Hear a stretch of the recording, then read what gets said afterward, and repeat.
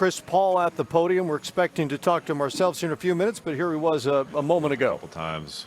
Once Booker hit a three to make it 6-9. Another time they had it at 7. Book hits 2 threes in a row. Why is he built for those type of moments? Big time. Big time. He could tell you better than I can, but he didn't train and worked his whole life for these moments. And our team all season long has been, you put the work in, you live with the results. So if Book shoot it, I expect it to go in. I get mad at him when he don't shoot, so big shots. And that one sequence you had to end the first half, 9 or 10 passes, Ayton ends up with an and one. Has your passing rubbed off on these guys, or how do you explain that one? We have a saying with our team. It's called good to great. We pass up good shots to get great shots, and it's the unselfishness of our team. Any coach in America, I'm sure they love to show their team that clip, and DA finished it at the end. Dwayne up front. Yeah, Chris, you've talked about how Mikal and how much you're proud of DeAndre, but seeing Mikal do what he did tonight, career high 27 points in the playoffs. I be on Kale so crazy, you know what I mean? Because Kale is just a winner. He's a winner. When we won the Western Conference Finals, I looked at him and I had a flashback of him being at Villanova.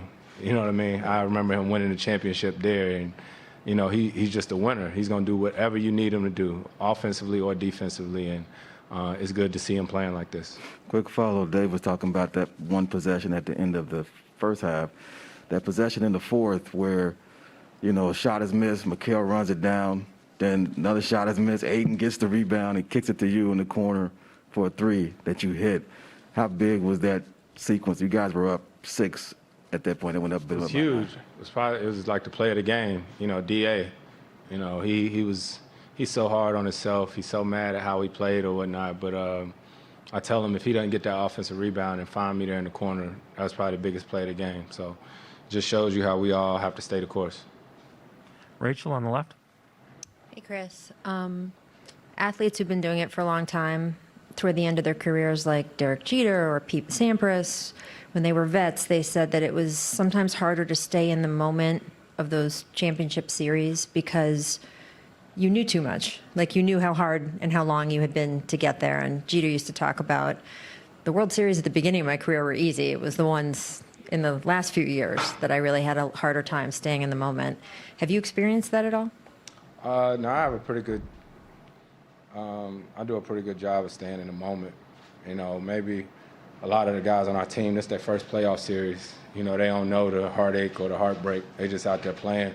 So for me, I know how quick things can change. I know how a possession or a play can change the dynamics of an entire series. So for me, I don't get too high, I don't get too low. I just stay even keel. Wasn't always like that, but I know that these situations are, don't happen every day.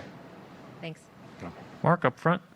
Hey, Chris, I know Devin's still got his young legs in him, but what do you notice he does to be able to play at a high motor throughout the game?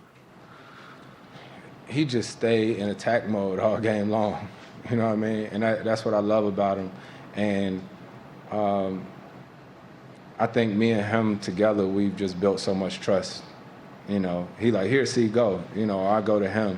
And whatever happens during the game, you just know that there's never any malicious intent. He just wants to win. He's going to do whatever he has to do to help our team win, and it's nice. Mark over here. Chris, looking back to when you were traded here, what were your initial thoughts when you got the news? And could you have foreseen at this time being on this stage? I know me. I know how hard I work during the summer. I know how I play. I knew the pieces that was here. I knew Book was here. And like I said, I knew the pieces. I knew mine. I knew that we would have a system. I knew that we would build trust. So I'm not surprised. And what did you think about James having confidence in you?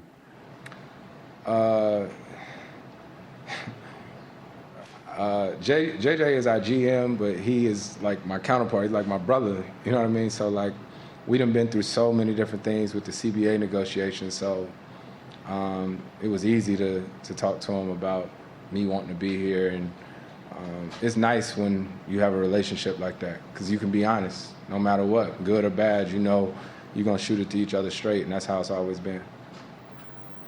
Palmer on Zoom. I'm going to go to Mark Schwartz with ESPN.